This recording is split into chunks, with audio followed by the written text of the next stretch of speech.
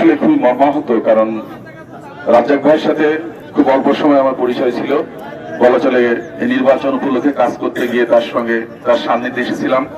তার বিনয়পূর্ণ কথাবার্তা, তার যে ব্যক্তিত্ব আমাকে মুগ্ধ করেছে।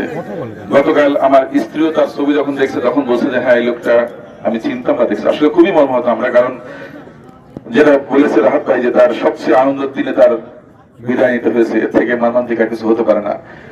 আমি গতকাল প্রথমে যখন সংসদ থেকে বের হই তখন আমাদের পৌর বিএনপির নেতা রিয়াদের একটা পোস্ট দেখলাম ফেসবুক, এর ভিতরে দেখি যে প্রধানমন্ত্রীর অফিস থেকে ফোন।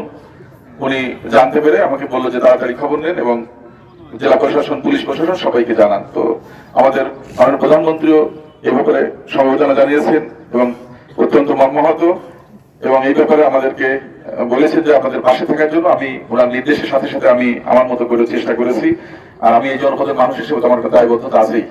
তো সত্য কথা, আল্লাহর ফয়সালা আমাদের মেনে নিতে হবে, এখানে কিছুই করার নেই।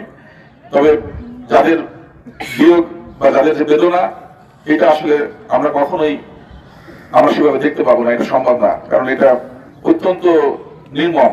আমরা সকালে একটা জানাজা পড়েছি, সেখানে একটা 16 বছর বাচ্চা ড্রাইভার যে ছিল, তার স্ত্রীর বয়স খুব বেশি না, তার মা বাবা দুইজন বেঁচে আছে, এবং নাইম সেই গাড়ির চালক যে ছিল আর কি, তার জানাজা পড়েছি। আমাদের জেলা প্রশাসক, পুলিশ সুপার মহোদয় সহ ঊর্ধ্বতন কর্মকর্তা উপস্থিত ছিলেন। আমরা এখানে সবাই আসছি সমবেদনা জানাতে, এবং আগামীতে আমরা এই পরিবারের পাশে থাকবো বা আমরা মংলাবাসী তাদের পাশে থাকবো সেই প্রত্যাশা রাখছি। এবং আল্লাহ রাব্বুল আলামিন আমাদের প্রিয় রাজ্জাক ভাইয়ের এবং তার পরিবারে যারা চলে গেছে গতকাল, তাদের সবাইকে যেন ক্ষমা করে দেন, এবং তার নতুন যে আত্মীয় হয়েছিল সেই পরিবারে যারা অন্য জায়গায় জানাজা হচ্ছে, আল্লাহ রাব্বুল আলামিন তাদের সবাইকে ক্ষমা করে দিক এবং সবাইকে জান্নাতুল ফেরদৌস নসিব করুন।